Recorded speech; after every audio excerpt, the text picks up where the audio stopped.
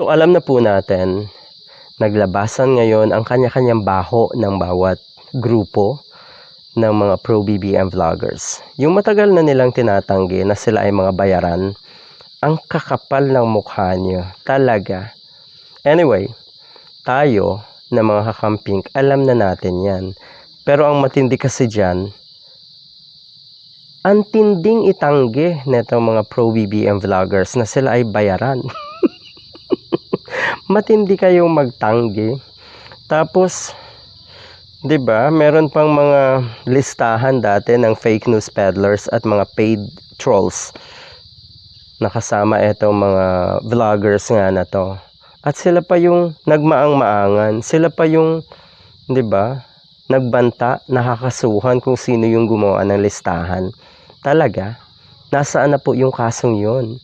Dun sa nag-share na dating ABS-CBN reporter, mukhang wala naman. Bakit? Bakit po walang nangyari? Tapos ngayon, 'di ba, yung pag-aaway nyo, yung mga baho nyo po, lahat ng baho nyo ay lumalabas ngayon. So eto, post ito ng isang pro-BBM vlogger. Hindi naman kalakihan. Pero ang sabi niya dito, kung si Vic Rodriguez nga tinira mo, bakit di mo mailabas yung mga binabayarang vloggers? Divert pa more. Alright.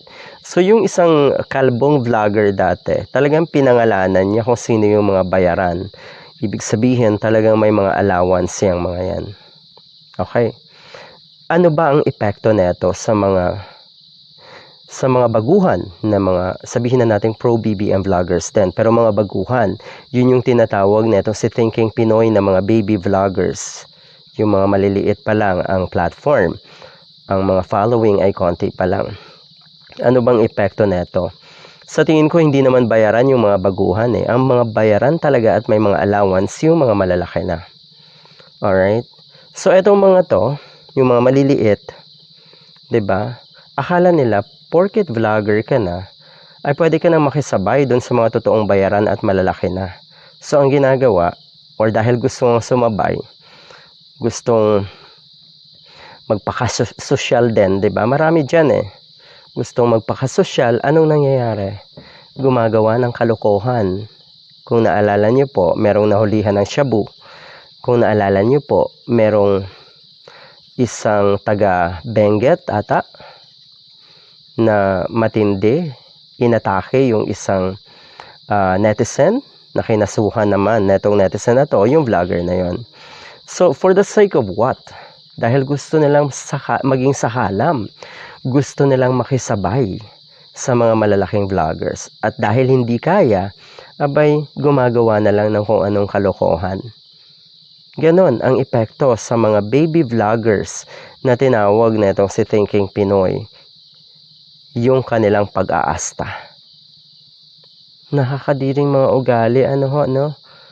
Matinding itanggi na mga bayaran, pero eto ngayon naglalabasan na ang mga baho netong mga pro-BBM vloggers.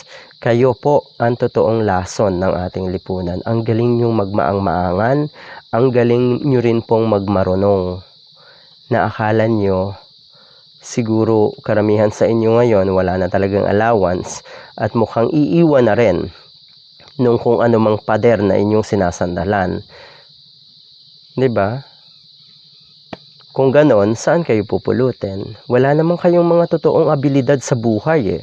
Dahil ulitin ko yung paggawa ng kasinungalingan, pagpapakalat ng fake news at disinformation, hindi po abilidad yon. Okay?